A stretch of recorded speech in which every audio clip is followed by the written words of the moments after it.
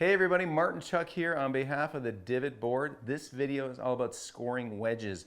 Those critical shots, 10 to 40 to 60 yards. I've got my sand wedge, and let's talk about some divots, shall we? My mentor growing up was Mo Norman, and Mo Norman used to say bacon strips, thin little bacon strips, not pork chops, thick pork chops. See, a divot, everybody gets so enamored by a divot. When you watch a bunch of pros hit golf balls, the divots almost look surgical. But guess what? They're not very deep. Every once in a while you'll see somebody with a wedge, a tour pro, maybe on some wet, bent grass fairway, take some big honkin' divot out that you can plant tomatoes in. But the best strikers, they have control over their low point. They basically give the ground a little bit of a haircut. And think about this too.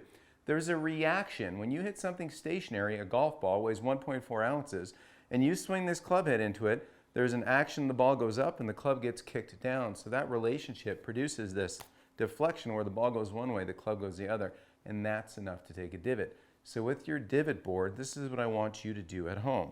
Obviously you can make impressions in this, change the sequence color easily. What we're going to do now is, without a ball, go ahead and build your radius. Build a nice grip on there. Get your lead arm in front.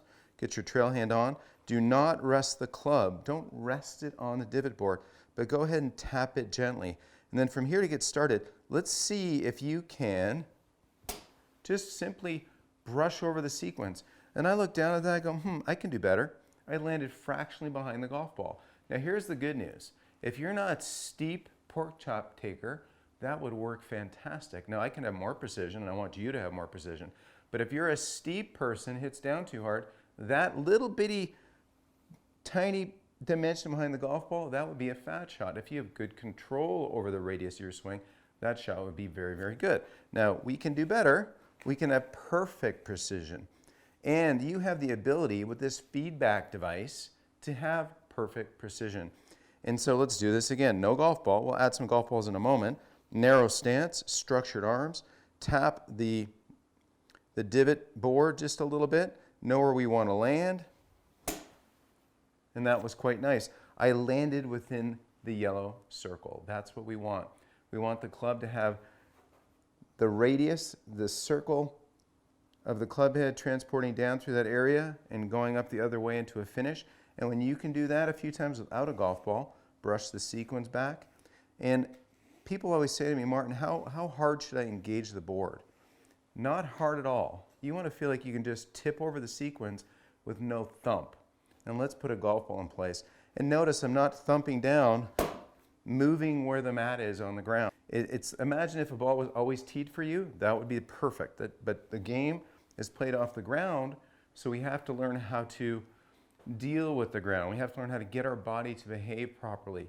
The golf club is traveling down awful hard in golf. There's always this downward piece and a downswing. Well, how does that club head start to shallow out? Because our body rotates if we stand up. And we also, while our body's standing up, I'm not saying we lift our head up, but as our body's rotating and one part of it's getting longer, that's what makes the club head shallow at the bottom and be very negotiable for the turf and the ball. So now that you've got that figured out, let's put the mat in place, put a golf ball in place, and see if we can do it with a golf ball. Because I know you'll be able to do this. You'll put in some time. You'll get in the reps. You'll start to build your confidence and certainty that you can. And there's no more embarrassing chunk shots, no more shots where you're going to chili dip it. So let's feel like we can hit this little 40-yard sand wedge, this little waist-high shot. A nice crispy right there. That landed 39, and we look down at this, and here's the thing. Maybe I hit it a little bit on the toe, just a fraction, but I touched within the yellow circle. I pushed over the sequence, and when you look at this, you go, Martin, your path looks to be going a little bit left. And I'm going to say, of course it should be, because golf is a circle, an inclined one. We don't want to take a circle and try to bend it straight. That's an out of balance event. So that was a good one. Let's rinse and repeat, and it's as easy as that.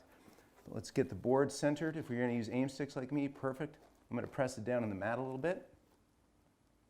Get a golf ball on top. Let's see if we can continue to build confidence in our low point and our strike, and then I'll show you a couple things to look out for. right there, just a little bit on the fat side. So when you look down at that exchange with the club and the divot board, the club landed behind the ball. If you have the proper shallowing, you'll get away with that, but we want to be more precise. So that would be a little bit of a fat shot. Let's put the divot board back. Things that can happen, that you can create a fat shot. Maybe the wrist angles came out a little prematurely. Maybe the weight held back a little bit. But through reps, you'll feel it. You'll know what you're doing. And I'll tell you another miss. I call it the pro side thin miss. The pro side thin miss, I get a lot of good players come see me in the academy, and their divots start too far forward, and oftentimes it's a bladed shot. People always think they lift it up when they blade it, but that's not the case. So here's a pro side thin shot where I'll purposely have my divot be a little too far forward.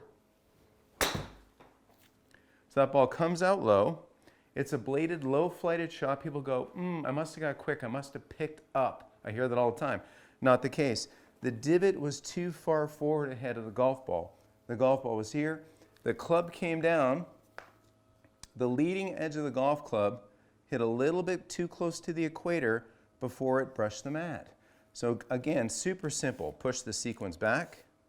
So you'll set up, you'll build that certainty, touching that board. And if you do it wrong, rinse and repeat, make those little adjustments. And you'll get so much better because you'll have complete awareness where your club is bottoming out. And when you know that, you can take that right to the golf course and beat all your buddies.